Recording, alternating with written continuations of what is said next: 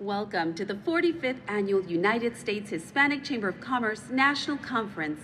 Our afternoon general session, Gold Medal Round, the Trajectory of Hispanic Business, is about to begin. At this time, please turn your attention to the screens for a brief video from our sponsors at PNC Bank.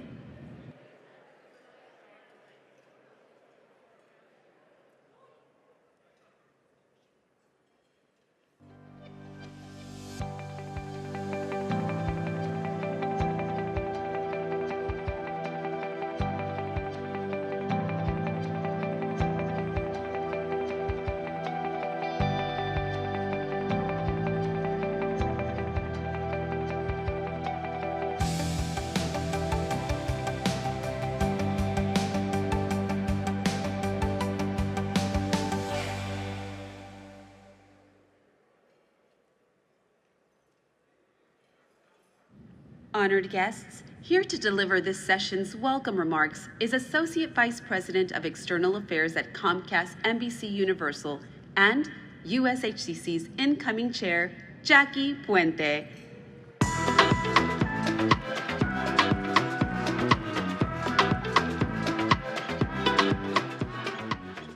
How's it going, everybody? Excited? We have some amazing women backstage. It's going to be a great lunch program. Before we get started, can we give a round of applause for all the servers and the crew that have made this an amazing conference? Thank you so much. As Vice President of External Affairs for Comcast, NBC Universal, and Chair-elect of the USHCC, it's a pleasure to welcome you all to today's Gold Medal Round Luncheon. Today's program will continue the celebration of remarkable achievements and shine the spotlight on some of the most dynamic Hispanic-owned businesses across this country. For over 4 decades, the USHCC has been leading the voice for more than 5 million Hispanic-owned businesses that bring more than $800 billion annually to our nation's economy. This conference serves as a crucial platform to amplify the voices and priorities of our thriving Hispanic economy. Before we dive into the program, I'd like to take a moment to express my heartfelt gratitude for today's sponsors. Their support makes this event possible and underscores the commitment to empowering Hispanic business. So let's thank all of our sponsors one more time. Now, it's not just because we're in Kansas City, and go Vamos Chiefs, go Royals, right? I've spent a lot of time this year in my role at Comcast thinking about sports, and quite honestly, finishing work on the Paris Olympics. Like Olympic athletes, Hispanic entrepreneurs have shown tremendous dedication, resilience, and innovation in scaling their own businesses. Just as teams rely on each other to succeed, our strength relies in collaboration. The connections and partnership we forge here today will serve as a playbook for all of our future victories. By working together with business, big businesses, small businesses, and policymakers, we will create winning strategies that continue to elevate our community and economic prosperity. The trajectory of Hispanic business is pointing upward, much like an athlete training for their personal best. So let's make this last day of our conference our best strategy session yet and our launch pad for the next great achievements of Hispanic business. Enjoy your program and have a great lunch. We'll be back soon. We are the strong, the tenacious and compassionate members of diverse communities. We don't let others define us. We remember our roots while bravely writing the script for our own future. We have an undeniable zest for life and a heart that beats with resounding determination. Whether it's supporting our Toyota team members, embracing the richness of their cultural diversity, or partnering with them to drive business decisions. Or serving the community, collaborating with grassroots and national organizations. Together, we're improving access to opportunities, where members of every generation can thrive. We celebrate you. When we come together, we can create limitless possibilities for all. Vayamos juntos. Esteemed colleagues, now please join us in welcoming to the stage for brief sponsor remarks from Toyota, their Supplier Diversity Senior Manager, Mr. Matt Greene.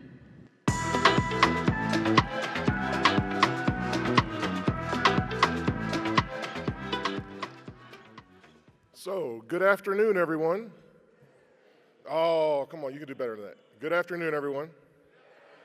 So, I am absolutely delighted to be here. Toyota is a longtime supporter of the Hispanic business community. In fact, we've been partners with the U.S. Hispanic Chamber of Commerce for more than 3 decades. What?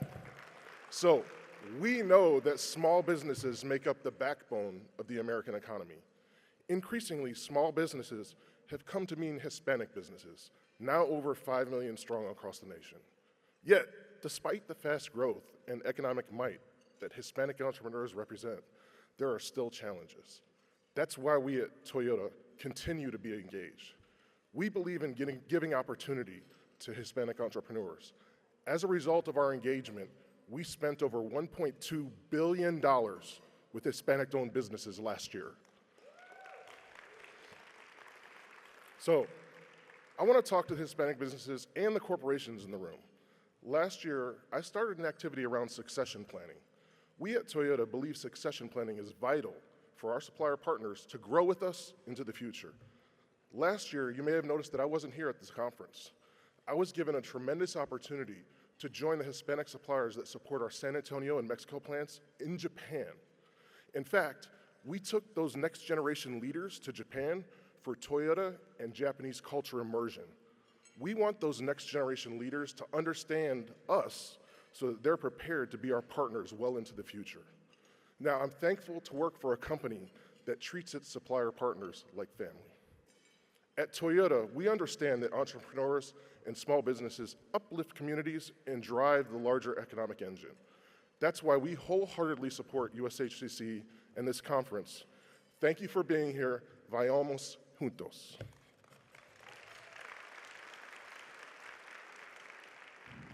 Thank you for your generous support, Mr. Greene. Colleagues and friends, please direct your attention to the screens as we celebrate the accomplishments of our $1 Million Club.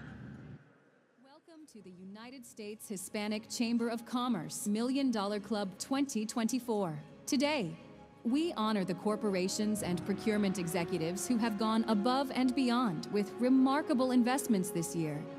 Join us in celebrating these outstanding organizations for their incredible contributions. And now, in the $50 to $100 million category, we proudly recognize Boston Scientific and USAA. These companies have set a high standard in supporting Hispanic businesses, and we celebrate their ongoing commitment. Moving on to the $100 to $250 million category, we honor Magna, Merck, Nissan Group of the Americas, Wells Fargo, Eli Lilly and Company, RTX. Within the $250 to $500 million category, we commend Verizon. We recognize its invaluable contributions and firm commitment to Hispanic business growth. And now, for the highest honor in the $1 billion and above category, we celebrate the extraordinary contributions of AT&T, Comcast Corporation, T-Mobile, and Toyota. These industry leaders have demonstrated an unparalleled commitment to Hispanic suppliers. Their monumental contributions represent more than just financial support. They are a testament to a deep and enduring commitment to fostering growth and innovation within our communities. Thank you for your unwavering support of Hispanic business enterprises. Your contributions are driving meaningful change and shaping a brighter future. In addition to the remarkable achievements recognized today, we would also like to honor the companies that have been part of our $1 Million Club since 2021. These companies have shown consistent support for Hispanic business suppliers over the years.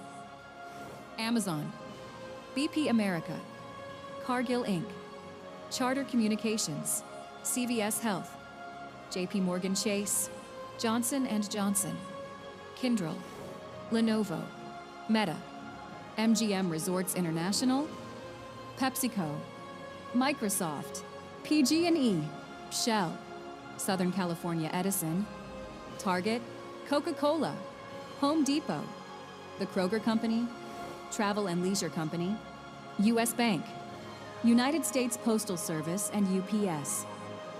We thank each of these companies for their continued dedication to drive economic empowerment and innovation within our Hispanic business communities.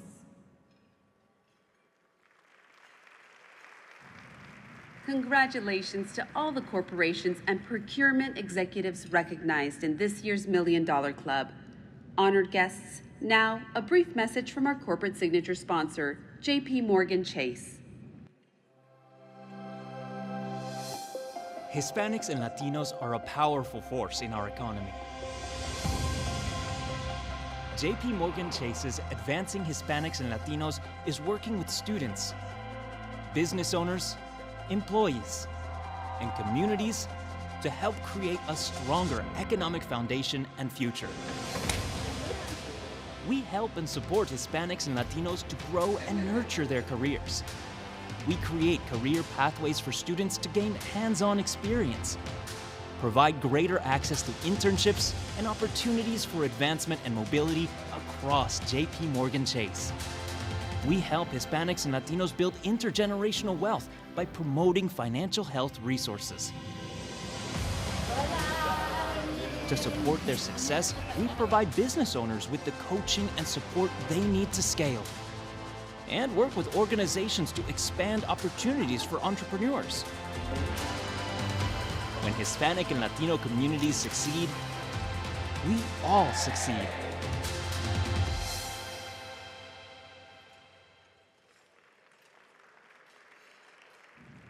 Please welcome for brief remarks representing our corporate signature sponsor, Managing Director, Commercial and Investing Bank, Corporate Derivatives Marketing for JPMorgan Chase, Ms. Librada, Killian.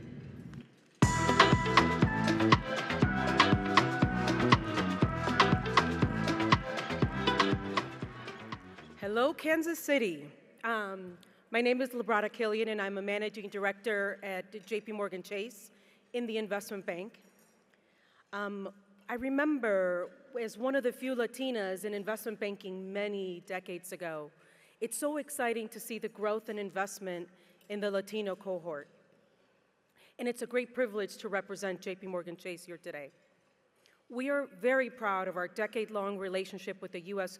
Hispanic Chamber of Commerce and excited to support and sponsor the annual conference here in Kansas City. I recently learned an interesting factoid that 36% of all the small businesses in the U.S. are Hispanic and Latino owned. Isn't that fantastic? And that is why our firm is deeply committed to supporting this growth by working with leaders in the private, public, and nonprofit sectors to drive impact locally. And one of the ways we help create this impact is by investing in the Blue Wave Supplier Readiness Program. And last night, our team sponsored the graduate reception in partnership with our Commercial Bank Diverse Segments team in celebrating a dozen certified Hispanic supplier firms that have navigated complex certification requirements and be able to enter in the green energy transition business.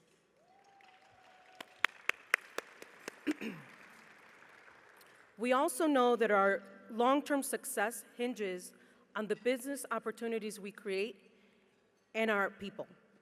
And that is why, in addition to investing philanthropic capital in Blue Wave, we are connecting them to our global supplier diversity team to explore potential business opportunities. In parallel, we support initiatives like the Advancing Hispanic and Latinos program at JPMorgan Chase, and this initiative promotes career opportunities for Hispanic and Latino talent both globally and within our firm. So thank you for your time, enjoy your lunch, and please enjoy the rest of the conference. Thank you. Many thanks, Ms. Killian. Friends and colleagues, lunch will now be served for you to enjoy. We will see you in just a few minutes. Now, please help us welcome with a round of applause our next featured speaker. She's a powerful voice in both business and public policy and continues to drive the Latino Donor Collaborative, which has worked tirelessly to advance and highlight the impact of Latinos in the U.S. economy. Please welcome their president and CEO, Ms. Ana Valdez.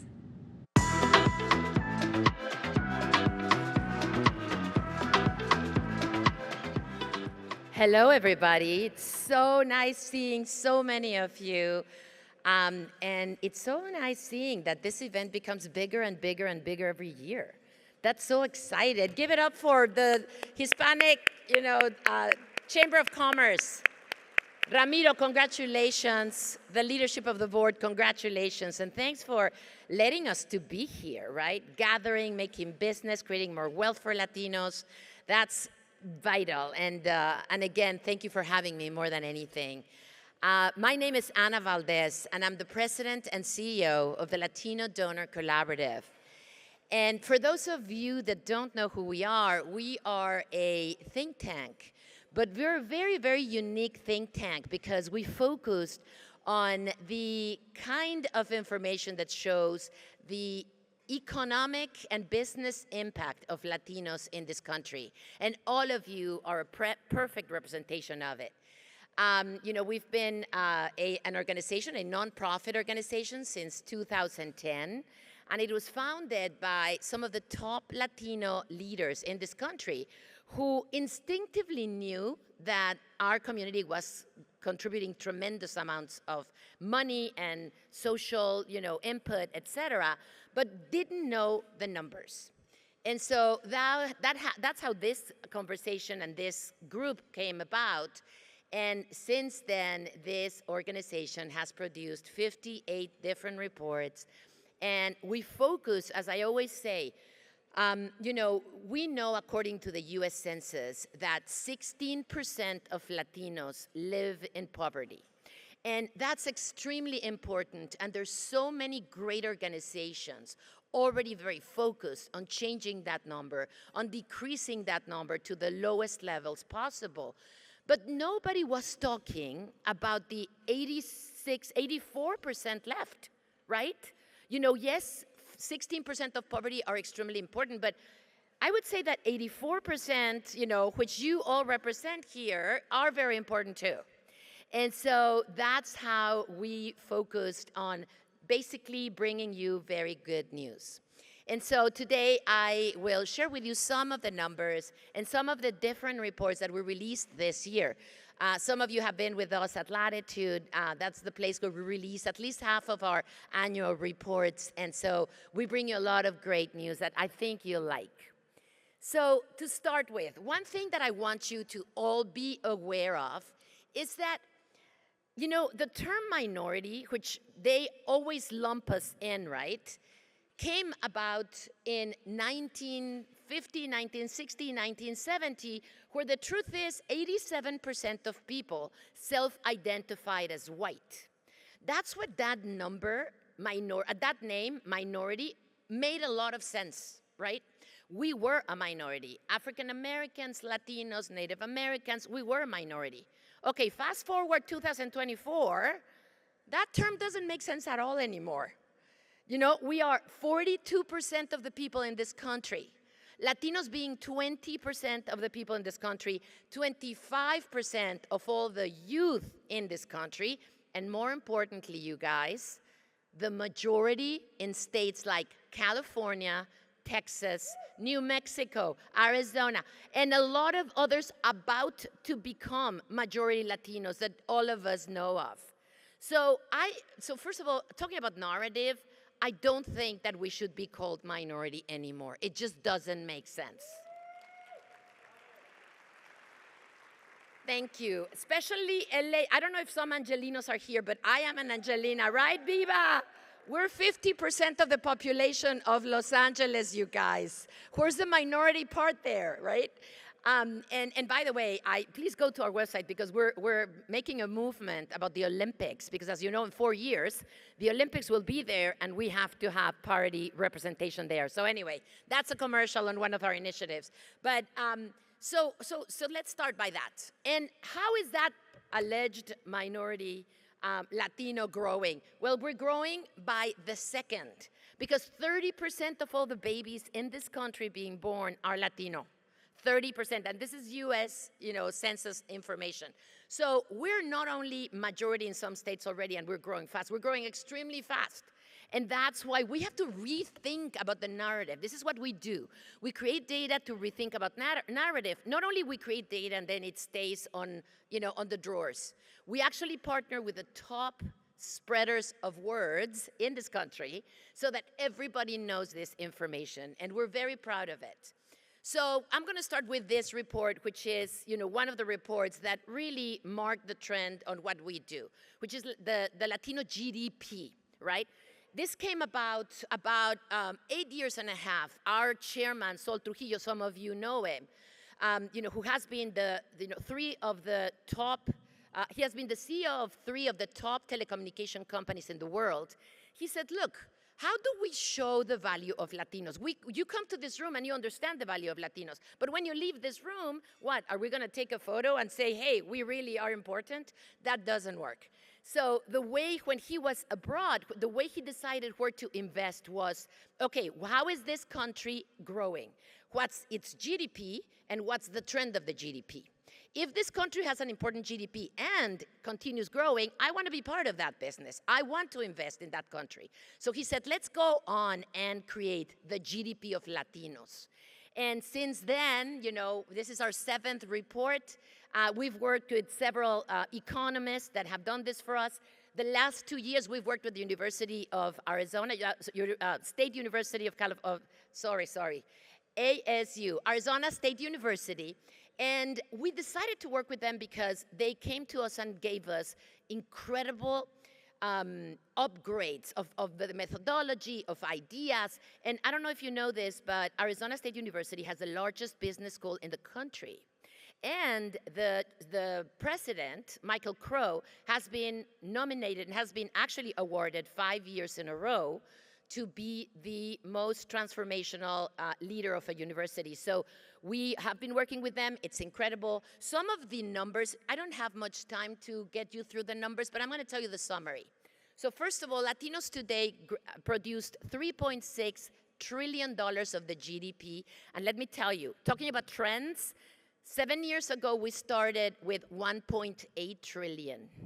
So Latinos have doubled the GDP produced for this country in only 8 years. What does that mean? That means that if Latinos were an economy, they would be the 5th largest economy in the world. And let me give you perspective. Only the United States overall, second China, Japan, and Germany would be bigger than what we produce in this country for this country. So that means that we, as a cohort, produce more than the country of France, England, Brazil, Canada, Russia, and on and on and on and on, all countries. And what we love from this report this year is the projections.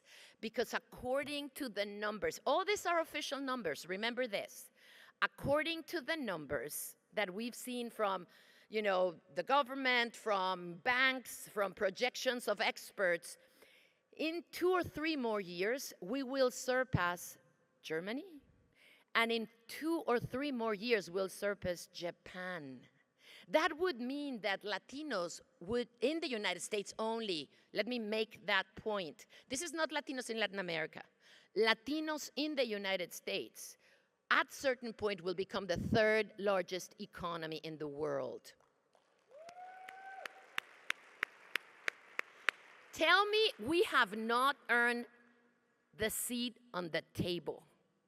When you talk about board meetings, boards of companies, when you talk about procurement, when you talk about acceptances in schools for your kids, right? Every single aspect, we've earned this place on the table. Now, if you see our projections, you also see that Japan will actually recover, and by the end of the decade, we'll be in 4th place. But it doesn't matter. At a certain point, we'll be even faster than Japan. Can you imagine how much we're activating not only the economy of the United States, but the economy of the world, just as a cohort minority in this country? I mean, again, please, let's not use minority anymore. This is ridiculous. So that's incredible. For me, these are incredible news. More importantly, we're the 2nd fastest growing of the 10. If we were an economy, of the 10 fastest economy, of the 10 top economies in the world, we would be the second fastest growing. And think about this. Latinos in the United States are approximately 63 million people. India has 1.4 billion people, and we're producing more than India.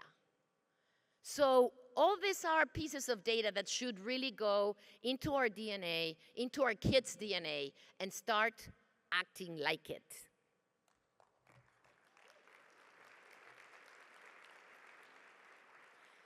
Now, I love this part. This is really probably my favorite report this year. So, U.S. Latino Youth 2030. This report came about because last year we did a report with Society of Latino Engineers, SHIP. And the report was spectacular. I'm going to tell you a number that describes all the spectacular it was. In 2010, 4% of all the students of engineering in the United States were Latinos. 2010, 4%. By 2021, 16% of all the students of engineering were Latinos. These are your kids. These are your kids, right? These are your kids. So we said we need to know more about these kids. These kids are going to take over the world. I mean, honestly, forget about the United States, the world. So we went to Kantar, which is the leading market research company in the world, and we said, tell us more about it. We want to know what it is. What would be our surprise that as we were starting the report, we start getting calls from the leading brands in the world, right? The leading beauty brand in the world called L'Oreal, Colgate-Palmolive, Capital One, and others, and they say, can we be part of this report? Because we've known this. This was amazing. They're like, oh, we've known this. You know, we're already acting on them. They're amazing. They're going to mark the trend. We just want to know how they will evolve and how they will transform the market, the consumption, the industry in 2030. So we embarked in this report with these brands. It was an incredible journey. We all were passionate about this. You had the chief visionary officer of a French wonderful and genius lady from L'Oreal. You had all these important people just completely focused on listening to these kids and, you know, letting us know what they thought. And so, you know, we released already at Latitude the soft launch of the preview of the report. Please go to our website. We distribute all of our information for free. Our board is extremely generous and allows us to do that because we want this information to be known by everybody. So we found that not only Latinos, so I don't have much time, but I will summarize a little bit of what we found. The two charts that are my favorite are how are Latinos, young Latinos, different from their parents, me? And how are they different from other Gen Zers, Gen Xs, and Gen Alphas? And this is amazing because they are extremely different. And the one thing that we all found after this is that they're different because they're better. They are different from us because they are non-apologetic Latinos. They are not shy. They have a voice, and we've talked, for whoever has heard me talk in the latest 12 months, I've talked about having a voice, right? If you're on a board, have a voice. Be proud. You're there because of who you are, and part of who you are is Latino. So these kids are unapologetic. They are extremely proud of being Latinos. They have a very loud voice, which they learned from being the interpreters and the advocates for their parents, and looking at other communities from their friends that already had a huge voice. They are also extremely proud of being cool, which I don't know about you, but I didn't grow up being, feeling cool. And more importantly, I grew up with calladita te ves más bonita. And that was not good because it really shut me off many times. And I regret it. I am raising my kids to not do that, and they'll tell me that I have to hurry up. But I'm going to finish with this, and there's so much more to see from our reports. Please go to our website, latinodonorcollaborative.org. Use this information, spread it. quote us, because the more our name is known, the more impact and credibility this information has. But more importantly, let me tell you how they're different from their cohorts. And I'm sure that kids, that people that have kids, you know, the age of the study, which is 12 to 34, will identify. These kids are very much committed to change the world, which is a Gen Z and Gen Alpha characteristic. They are extremely conscious about environment, about equality, about representation. But what they have is a commitment to their parents' sacrifices and to make every single one of those sacrifices worth it, because they saw their parents making everything possible for them to go to college, for them to have a better life. And I'll leave you with this. We have a social media campaign, and at the time of graduation, between May and June, we really canvass social media, and we see TikTok.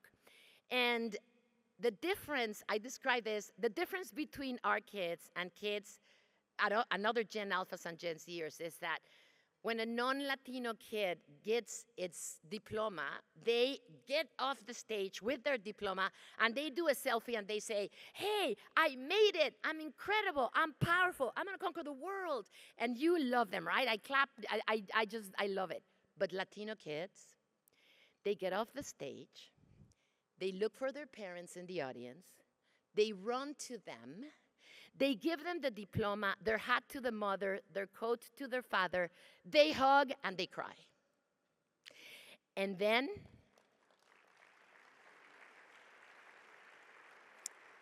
they party for 2 days nonstop. But that's the difference, the commitment of these kids to the parents. Just imagine if the parents build the 5th largest economy in the world. Imagine what those kids will do. Thank you. Her responsibilities are to build an enterprise-wide culture of stronger vendor-supplier partnerships and drive innovation and growth opportunities. She's the Executive Director of Enterprise Procurement Supplier Diversity for CVS Health. Please welcome Ms. Monette Knapik, followed by our distinguished panelists.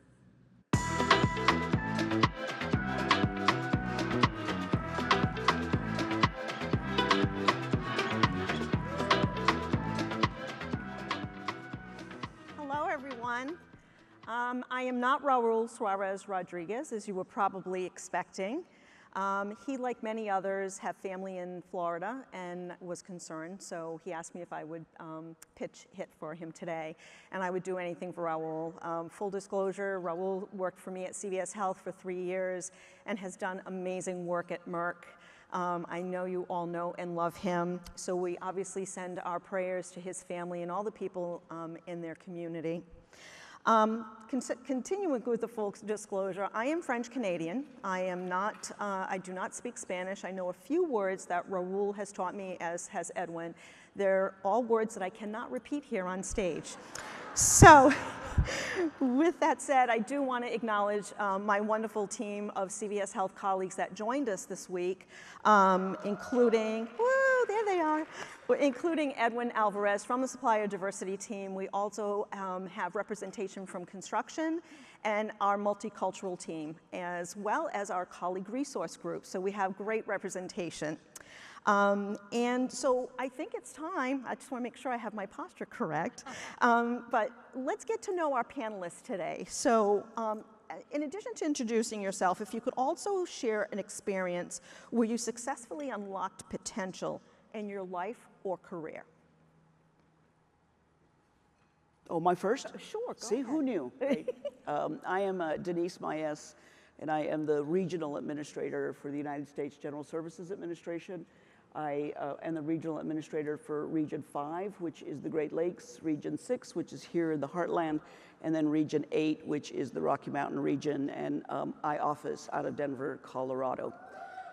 Okay, there's, I don't know if that's Somebody from from Denver. or hey, let's go. Let's go Broncos. Okay, maybe that's not it. Yeah,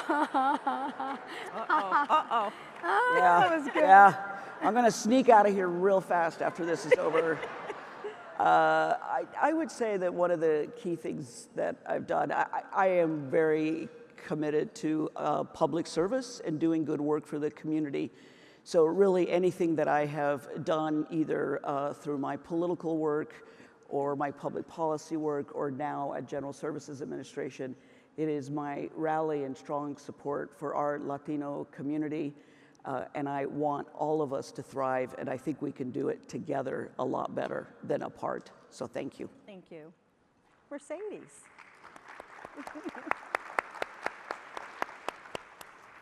Mercedes Enrique. I'm president and owner of CMS Corporation. And my earliest memory of something that changed my life was graduating from high school, where our father said, your inheritance is your education. You get to pick what country you go to, and don't come back, make your life.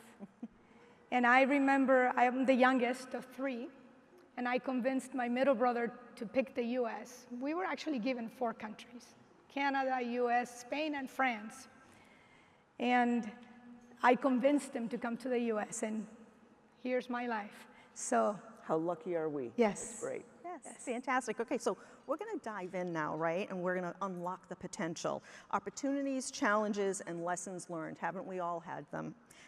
Denise, I'll start with you. What unique opportunities and challenges do Hispanic-owned and/or small, diverse businesses face today, particularly in securing procurement contracts with large corporations and government agencies? Right, and I could probably speak most obviously to government contracts, but right now, for example, that the General Services Administration, we have, as a result of the bipartisan infrastructure law and the Inflation Reduction Act, we have about $15 billion to spend on lots of infrastructure projects. And so we think there's multiple opportunities for Latino-owned businesses or just small businesses in general. So there is great opportunity out there, and I'm here to really plug that for all of you. I understand that, at least from our perspective and from things that I hear across the country, that the challenges are how do we, number one, find out what they are, and then number two, how do we best position ourselves to get those contracts? And we're also here to help with that. There are lots of opportunities for that I hope that we'll get into later, but those are the top lines. Yeah. Mercedes, anything to contribute to that particular topic? I actually want to say that what you said about the 15 billion is real. The market is there, the money has been appropriated, and the opportunities are there. And whatever it takes, whether it's many of us coming together to pursue those opportunities, that is up to us, because they need to buy bigger and bigger to be able to meet their mission. So I invite many of you. I happen to also be in this sector, so. Good, good. Mercedes, I think I'm going to stay with you for a moment, and looking back on the success of your business, what are some of the things you've learned to be critical when attempting to secure a procurement opportunity? Going back, I always say you have to know who you are and what you offer and who you are not. You need to really understand what your client's needs are and what they buy and how they buy. If you learn that early on, then you would be successful, whether that means that you have to team with others to achieve and to be responsive to the procurement opportunities or not.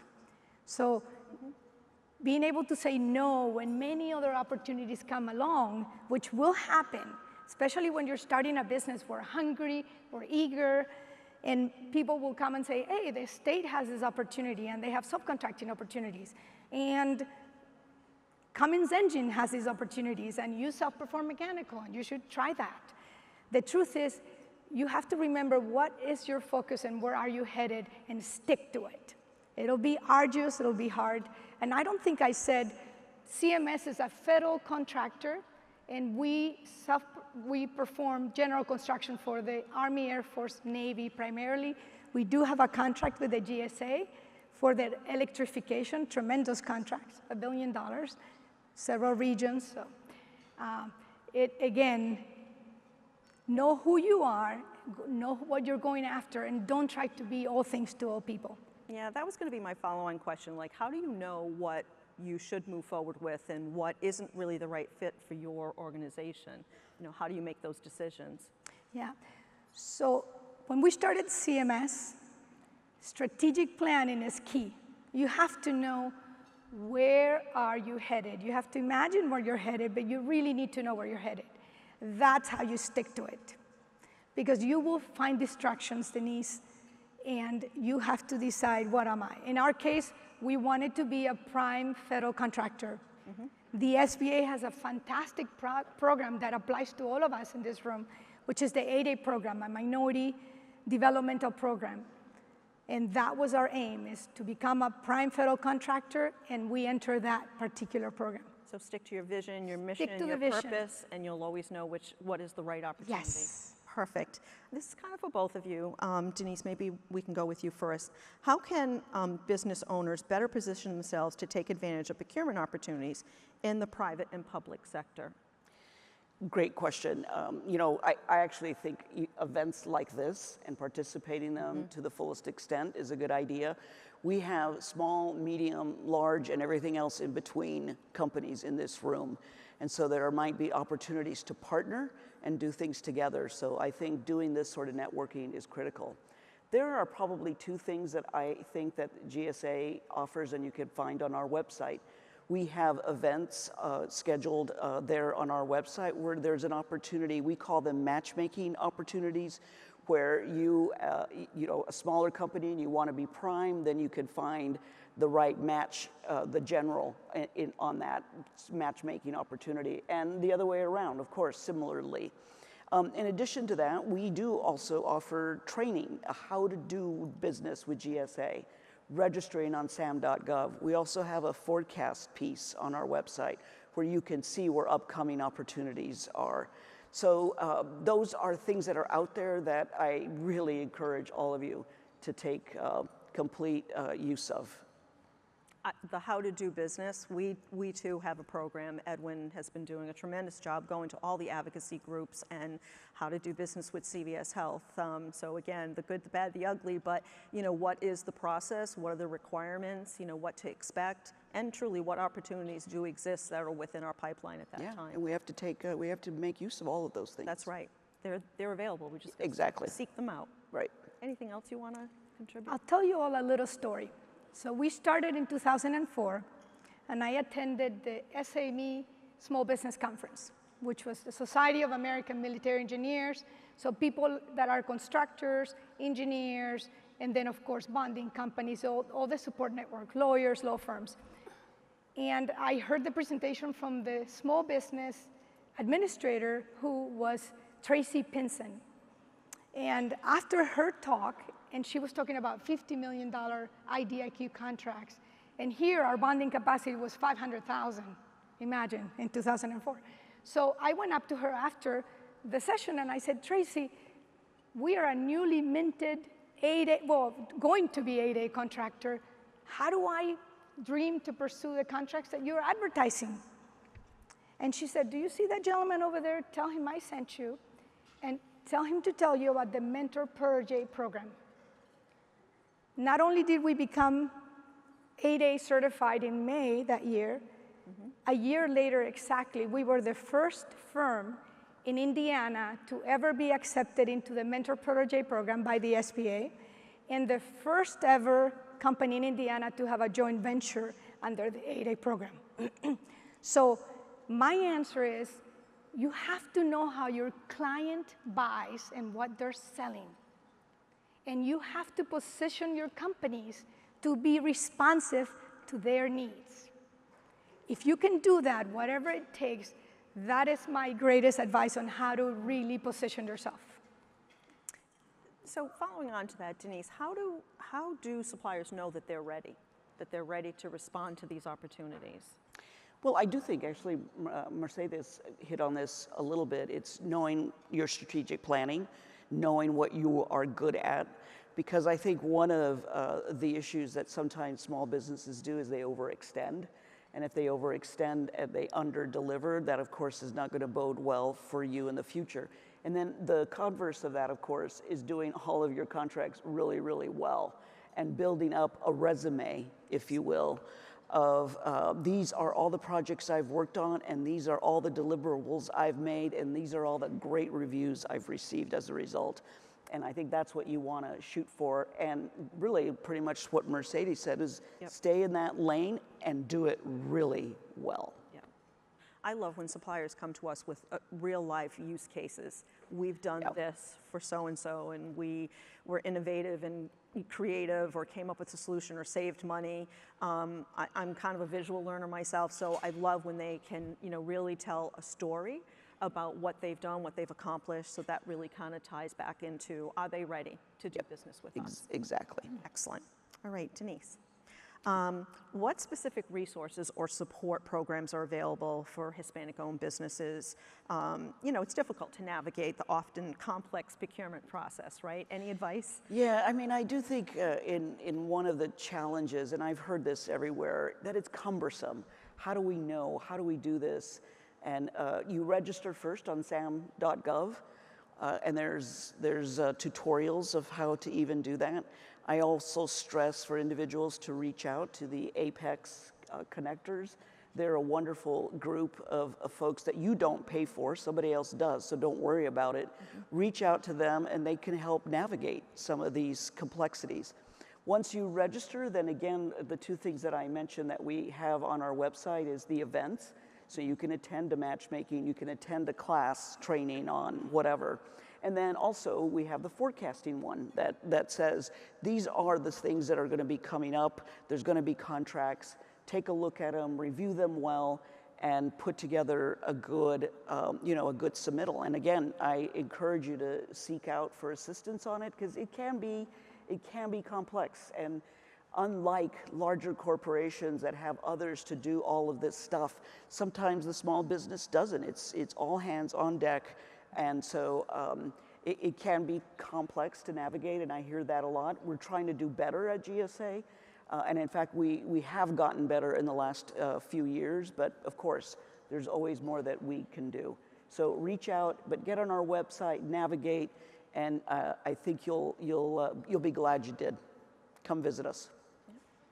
And I think I speak for CVS Health and Merck, although Raul's not here. And I think there are many other corporations that also have educational programming. 10 years ago, actually, Raul's the one that started this partnership with Roger Williams University. And we cast the net wide, and we include all the advocacies who nominate suppliers to be part of our program. So make sure you're leveraging USHCC and your connections with them, and say, hey, are there any corporations that are going to be hosting educational programming that I could be taking advantage of? They're more than likely going to, nominate you when that opportunity presents itself. So I strongly recommend, looking at the corporates that might have programs as well. Okay. Mercedes, what initiatives or policy changes would you like to see come from government or industry leaders to further empower Hispanic businesses in procurement? Well, Monique, you just picked my favorite subject. As we do the work that we do, and we are federal government focused, we recognize with our peers what challenges we have. And I'm gonna share with you openly one major challenge that CMS faced and a major decision 2 years ago. So in the federal marketplace, you're either a small business or you are other than small. And in the other than small landscape, there are really hardly any medium-sized businesses. So basically, when you go from being a small business to other than small, if you are blessed to continue to grow your business, then you enter what we call the valley of death. And this term is actually quoted by the Secretary of the Department of Defense in a paper that they wrote. So 2 years ago, or 4 years ago, I was asked to be on a panel to talk about small business, and I said, well, if I'm talking about small business, why don't we invite the SBA people that write the rules? And Sam Lee, I know him well, and so he came on the panel, and after the panel, I said, I am going to start a coalition to prove to you that we need something to promote small businesses from growing beyond small. We should not just have a small business sector that can't break that glass ceiling and move to the other than small. CMS decided 2 years ago, even though I led the coalition, there are 17 companies, it's been terrific. The bill is called the Success Act. It was actually introduced in Congress. It's a bipartisan bill. It was introduced in December of 2022. It has not passed. We can't get people to cooperate on a bipartisan basis for the last couple of years. But the point is, we have to find solutions. And the U.S. Hispanic Chamber of Commerce is one place where we come together and we say, what are the challenges that we face to be able to help our clients achieve their mission? And if we find those, we need to speak up. We must be involved. Another quick example, the SBA just put a rule, I put it out for comment. I don't know how many of you know. The commenting period ended yesterday. There were several organizations that went out and asked for an extension. So I could all tell you to go and comment, but it will absolutely eliminate the value of any small business that ever outgrows their small business size.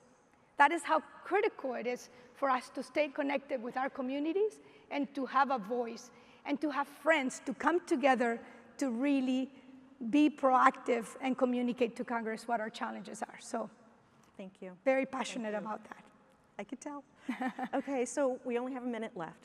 So if we can be quick on this, but I think we need to bring it to some kind of closure and conclusion. So how do you envision the landscape for the Hispanic businesses in the next 5 to 10 years, particularly in terms of procurement and access to new markets? I think it's incredibly massive and strong. I mean, look at all of you. Be very proud of yourselves for what you're contributing to the U.S. economy globally, in fact. And we've been hearing all about those numbers in the last couple of days. So I say we continue to be strong and we continue to mobilize and do whatever you can to promote the businesses that you all do. And I'm always reminded of a really quick Chinese proverb that says, if you want to go fast, you go alone, but if you want to go far, you go together. Yes. Let's do it. Yes, thank you.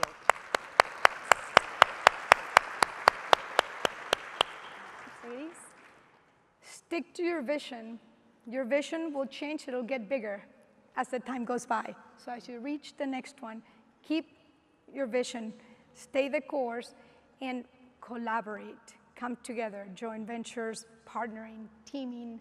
That is how success really comes about.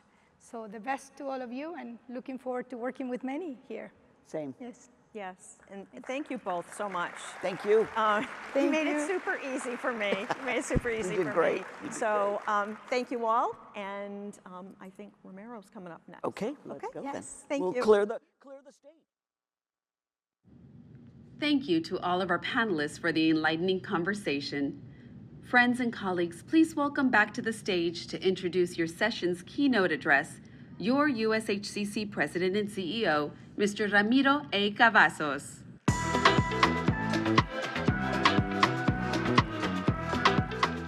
Hi guys, how's everybody? How does my hair look? Good? Yeah, thank you.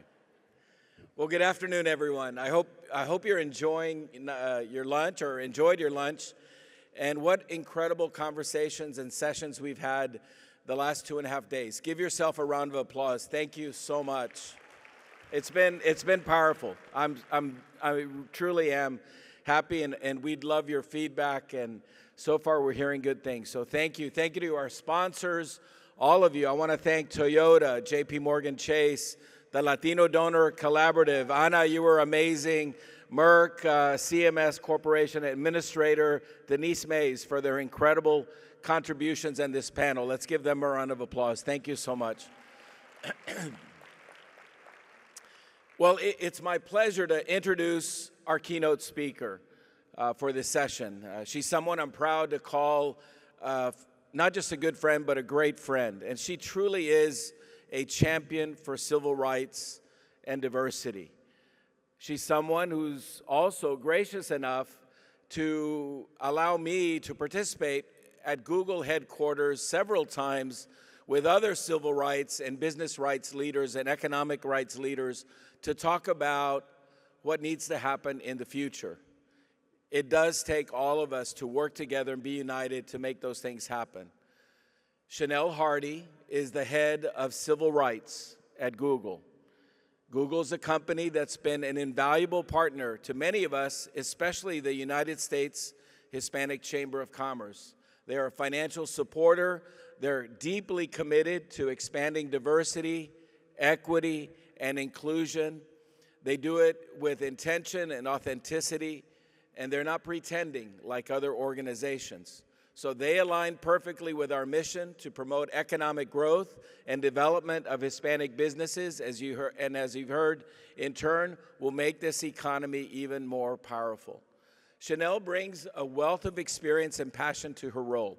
Before joining Google, she served as a senior vice president for policy at the National Urban League. She was also the chief of staff for Congresswoman Marcia Fudge. Her background in law, policy, and advocacy has truly made her a powerful voice for change in the tech industry and beyond. At Google, Chanelle leads their efforts to ensure that the company's products and practices respect and promote civil rights. After all, civil rights are your rights, our rights, and we need to have all of us fight for them every day. They're not automatic and don't extend into the future just because we solve them for one day. It's continuous work that touches on the critical issues such as bias now with technology in machine learning, content moderation, and expanding digital opportunities for our underserved and rural communities. Chanelle's dedication to creating a more equitable world resonates deeply with me and with us and our members at the Chamber. Her insights on how technology can be leveraged to empower Hispanic businesses and communities is extremely invaluable as we navigate this evolving, very rapidly digital technology AI landscape. Please join me in giving a warm welcome to my friend and a true leader in tech and civil rights, Chanelle Hardy, after this video message.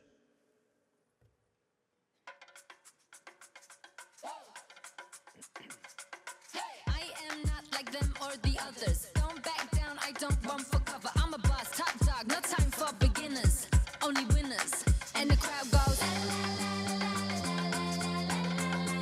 I go faster,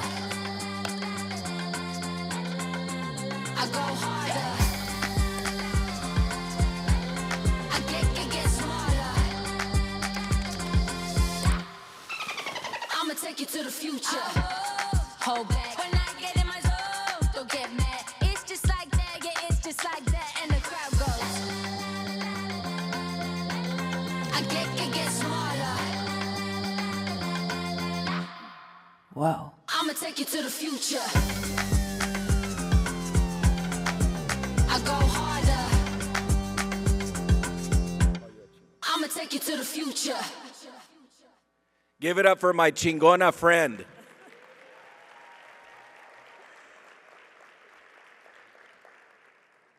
Thank you so much, United States Hispanic Chamber of Commerce, and the more than 5 million Latino-owned businesses that it is your mission to empower as you grow the U.S. economy. Your mission and work is not only inspiring, but vital to the ongoing success of our country, and I am so grateful and so deeply honored to be with all of you here today. On behalf of Google, allow me to express our profound gratitude for the relationship we've enjoyed with USHCC over the past several years. A number of my colleagues are here today, Clarissa Ramon on my team, Lucy Pinto from our digital coaches team, Denise Joseph from our supplier diversity team, and a number of our digital coaches. Will you please stand? Everyone can see you. Thank you. Together, we have provided, USHCC and Google have worked to provide Latino-owned businesses with access to digital skills and tools to power your ongoing growth as community leaders leveraging cutting-edge solutions to deliver results for your customers, your community, and our economy. We were proud to partner with you to launch our Latino-owned business attribute across search, maps, and shopping to make it easier for everyone to support Latino-owned businesses. And we've learned from each other about the policies and practices that promote business opportunity, that strengthen our products, and that make us a stronger and better company. And of course, I would be absolutely remiss if I didn't say a particular word of thanks to Ramiro, whose firm and clear-eyed optimism continues to position him as one of the most important voices in policy and business, and of course, as a sought-after community leader. Ramiro's advice and counsel, his tough questions and consistency in holding us accountable continue to make us a company that is proudly bold and responsible, working to meet the challenges and the opportunity of the moment. Thank you, Ramiro.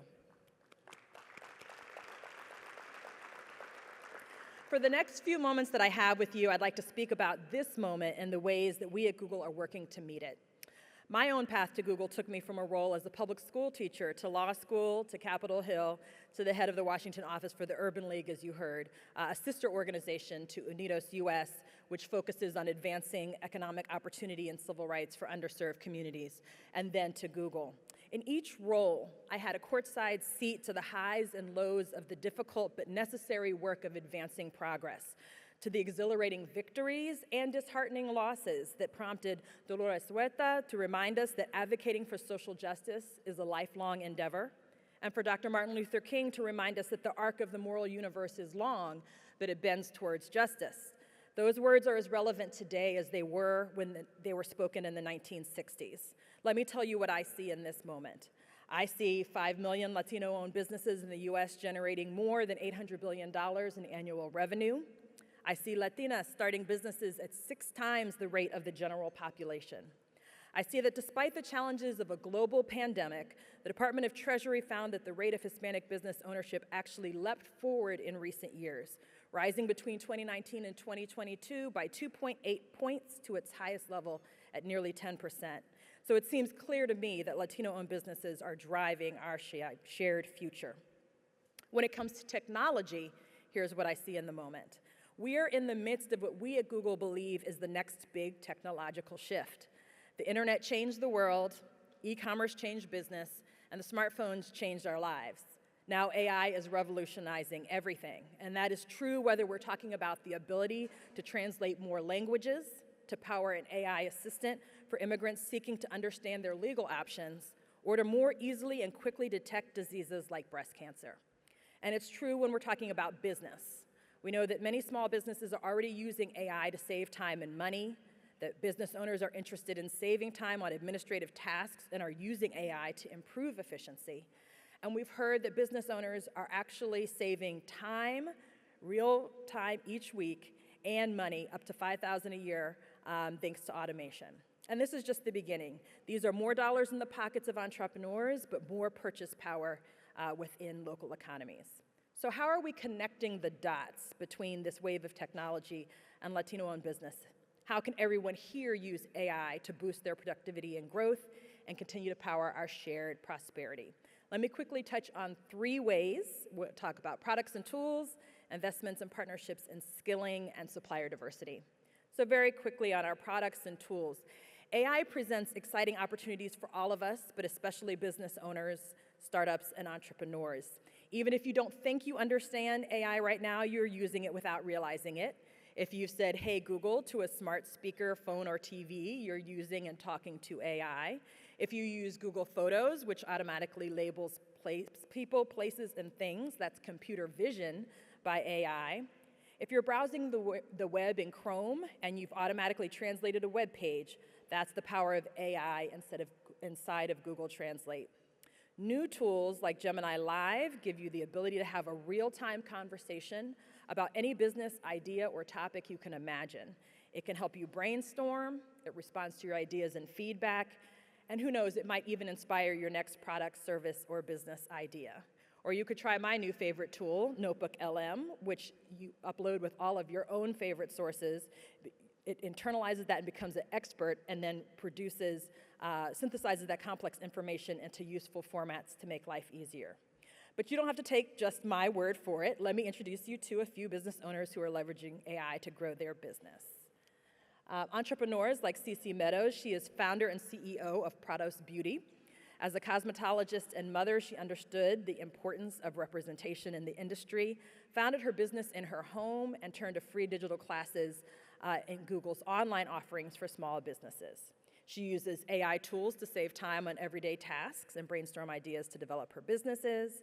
Tasks that previously took her a couple of days to complete can now be completed within hours, thanks to AI.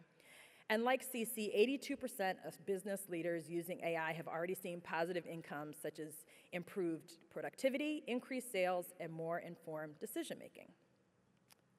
Like CC, Virginia Blanca Ersueño, you might have seen her earlier this year in DC, also credits AI with helping her manage her business and creative environment. Born in New Jersey, the youngest of 4 siblings and the daughter of Peruvian immigrants, she credits her Latinx heritage and family's entrepreneurial spirit in the US with igniting her passion for art and business. In 2016, she founded one of my favorite stores in DC, Steadfast Supply, which is more than a storefront, but an incubator for independent designers and brands. As a busy founder and parent, she leverages tools to help her pull together marketing copy, manage a complex schedule, and automate communication with her customers, saving her time and money. And in addition to entrepreneurs who are selling products, we are working with individuals who are solving problems, including personal ones. Nico Aguilar struggled with public speaking for years until coaching gave him the techniques and confidence to overcome his anxiety. Knowing not everyone can find or afford that kind of help, he co-founded the AI speech coaching app Speako in 2018. The app uses AI to analyze a user's speech and provide tailored exercises to help with pacing, tone, filler words, and more, and helps people adjust speech in real time with features like nudges to slow down. Probably I need it. Speako has also used Gemini to create and update more than 400 exercises in their coaching library, and today has more than 300,000 registered users. That's a little about our products and tools. Let me just say a little bit on investments. Earlier this year, we launched a $75 million AI opportunity fund intended to help over 1 million Americans learn AI skills by providing funding to workforce development and education organizations. We launched the AI Essentials course, a self-paced online course designed to help people across roles and industries get essential AI skills to boost their productivity. 0 experience required. This course is taught by AI experts at Google who are working to make the technology helpful for everyone. In under 10 hours, they'll do more than teach you about AI. They'll show you how to actually use it in the real world, and I encourage anyone interested in learning more about the what behind AI to take a look. And of course, our partners at Grow with Google just launched a new AI training specifically for small businesses, which explains the basics of AI and how AI-powered tools by Google can help businesses be more efficient, enhance customer experiences, and drive growth. And of course, I have to mention that we are continuing our investments in supplier diversity, a core part of our work which your leadership never fails to keep at the forefront of our mind. Through our supplier inclusion initiatives, we partner with diverse-owned businesses to ensure our company spend is directed towards suppliers from all backgrounds. We have spent $2.5 billion so far with diverse-owned businesses, and we're inducted into the $1 Billion Roundtable in 2022 as a result. This includes suppliers like the Pinnacle Group, led by Nina Vaca. Many of you may know her. This is a staffing agency that has been a trusted Google supplier with a proven track record of success. And I will close with just 3 takeaways for you. 1, we are so excited about AI and working hard to make it work for you. And we hope that you will continue to let us know if it is working, how it could work better, and what you need from us. 2, in this moment of opportunity for companies like ours and for the Latino business community, we hope you will take advantage of resources like the Google AI Workshop. Your digital coach, Roberto Martinez, will be offering this afternoon to stay on the cutting edge of business and technology. And while we are committed to moving forward with boldness, we understand that the power of AI will create disruption and could even exacerbate the challenges we face today, which is why we are also committed to moving forward responsibly. We know that leaders like all of you in this room are critical to ensuring that we get this right, so I'll end where I started, with gratitude. Thank you, Ramiro. Thank you, USHCC. Thank you for your partnership, your leadership, and your contribution to our society. We appreciate you. Thank you.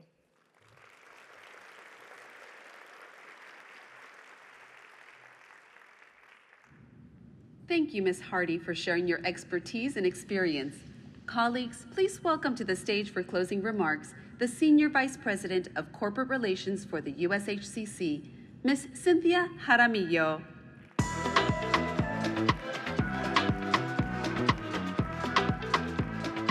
I don't know if we were supposed to dance, but why not? It's a celebration. Okay, we're not done yet, ladies and gentlemen. Did you enjoy the gold medal round? Yes? Round of applause. I'm going to set you free for your workshops and sessions and to get ready for the gala. But I just wanted to close out this session by saying that we explored the remarkable success of Hispanic entrepreneurs that truly demonstrated their exceptional performance at the highest levels of the global marketplace. And I also want to acknowledge, we heard from a fantastic panel that discussed how to unlock horizons and procurement opportunities. You heard from Mercedes Enrique of CMS Corporation.